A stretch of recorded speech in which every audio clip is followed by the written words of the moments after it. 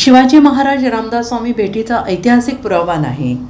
इतिहास अभ्यासक श्रीमंत कोकाटे यांचा दावा. छत्रपती शिवाजी महाराज आणि रामदास स्वामी यांच्या भेटीबाबत कोणताही ठोस ऐतिहासिक पुरावा उपलब्ध नसल्याचा दावा इतिहास अभ्यासक डॉक्टर श्रीमंत कोकाटे यांनी केला आहे.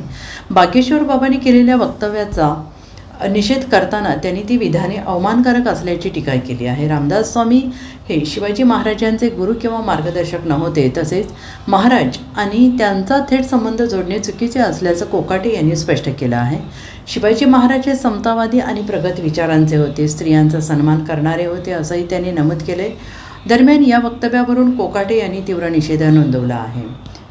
बागेश्वर बाबा यांनी जी छत्रपती शिवाजी महाराजांच्या संदर्भाने वक्तव्य केलेलं आहे ते अत्यंत निषेधार्ह आहे. छत्रपती शिवाजीराजांचा अवमान करणारे आहे आणि आक्षेपार्ह आहे.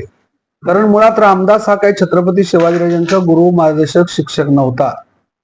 शिवाजीराजांच्या चरित्राची अत्यंत महत्वाची संदर्भ साधनं जेदे शकावली, शिवभारत, राधा माधवला चंपू, परणाल, प्रोद्घनाख्यान या कोणत्याही समकालीन ऐतिहासिक साधनामध्ये रामदासाचा साधा नामोल्लेख देखील नाही.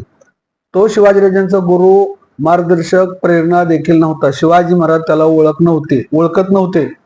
एवढंच काय तर रामदास अत्यंत विषमतावादी, जातीयवादी आणि सनातनी विचाराचा होता आणि छत्रपती शिवाजी महाराज हे समतावादी होते, प्रागतिक विचाराचे होते, स्त्रियांचा आदराने सन्मान करणारे होते. रामदासाच्या आणि शिवाजीराजांच्या विचारधारेमध्ये प्रचंड तफावत.